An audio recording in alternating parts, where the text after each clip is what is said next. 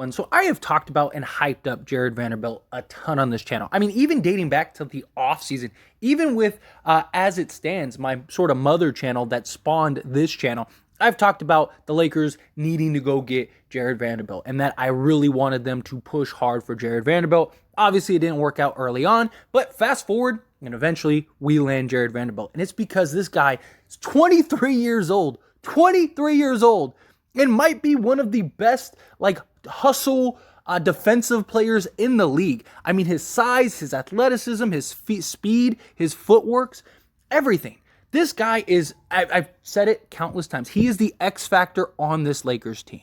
He's the guy that's not going to get all of the credit and all of the attention game in and game out. You know, like, we're in a league that really values scoring, right? And a lot of the fan base really values scoring. I'm not even talking about Laker fans. I'm talking about just NBA fans in general, right? All the highlights are, big dunks or, game-winning threes or whatever. But the little things that Jarred Vanderbilt does, the hustle plays, just keeping balls alive, going and making up ground.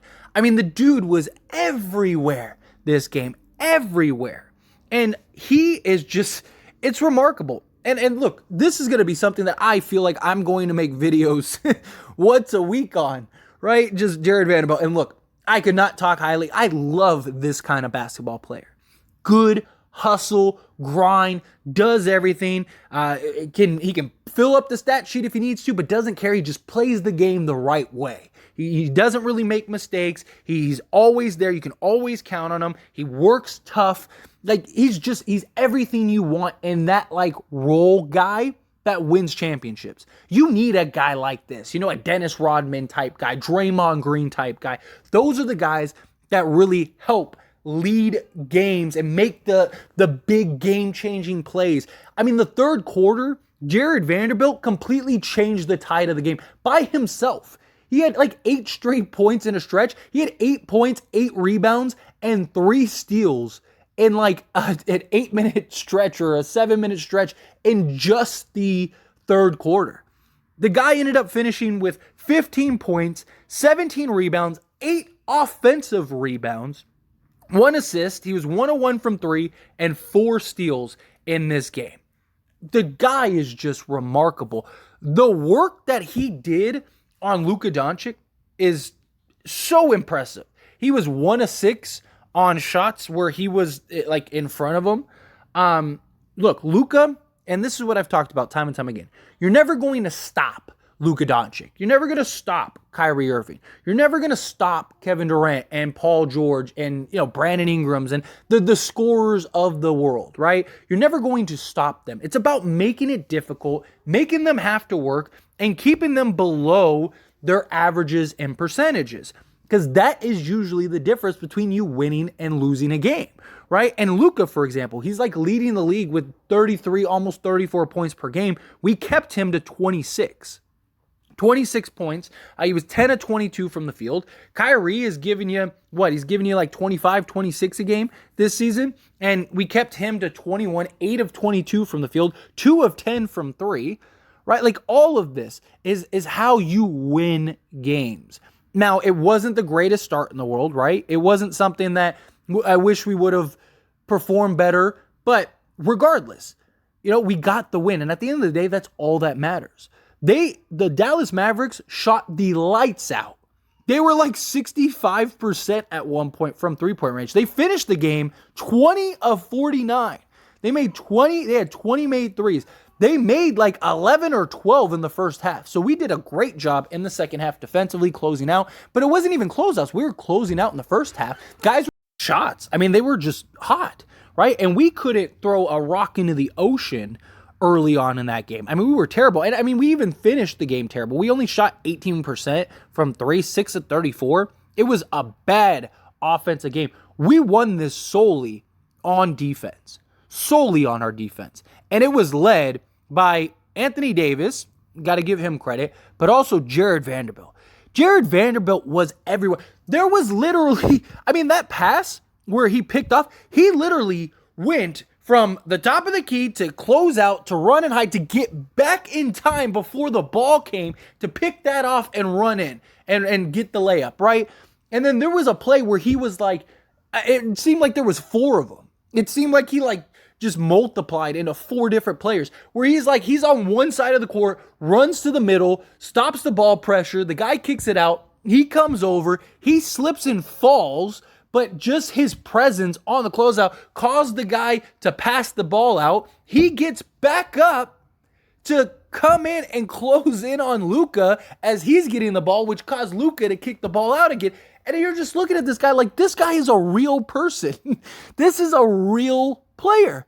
Like, no way. I mean, the plays that he makes, the hustle, this guy is just, seriously. And you know what's even crazier? We have this guy for $5 million next year.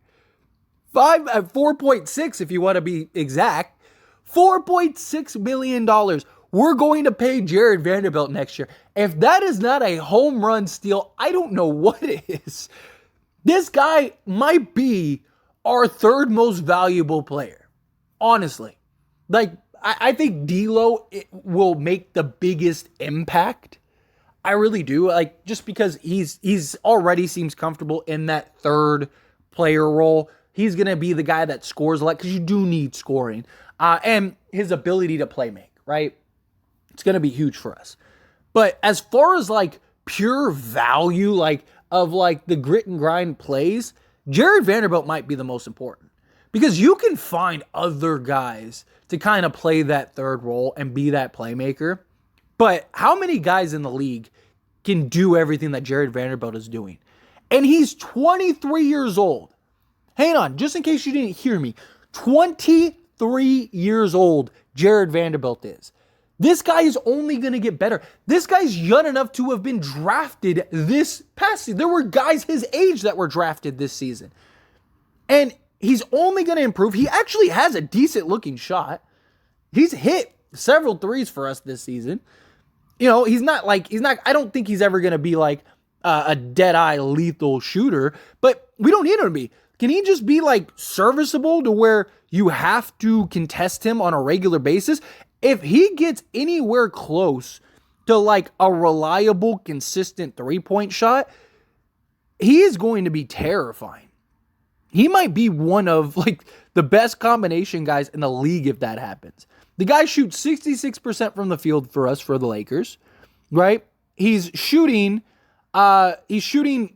technically 3%, but he's shooting 20% for his career, 27%, but he's made 2 of 3 for us so far. But he hasn't like if you look up the stats, like it technically says his 3-point percentage is 0 for the Lakers. So technically he'd be 100%, but no, that's not accurate. It's 0.3 attempts per game. So he's giving you, he's about 33% right now, 34%, something like that would be my guess as far as his 3-point percentage goes. But even then, like I said, it's not even about right now because it'd be nice if he could knock down threes consistently, but it's not something we absolutely have to have right now, right? We need him to do what he's doing. Be the defensive monster on both sides of the ball, control the game, guard the best player on the other team night in and night out, get second chance points, get offensive rebounds, and he's doing all of that. All of that. Like, this guy is going to be incredible for us going forward.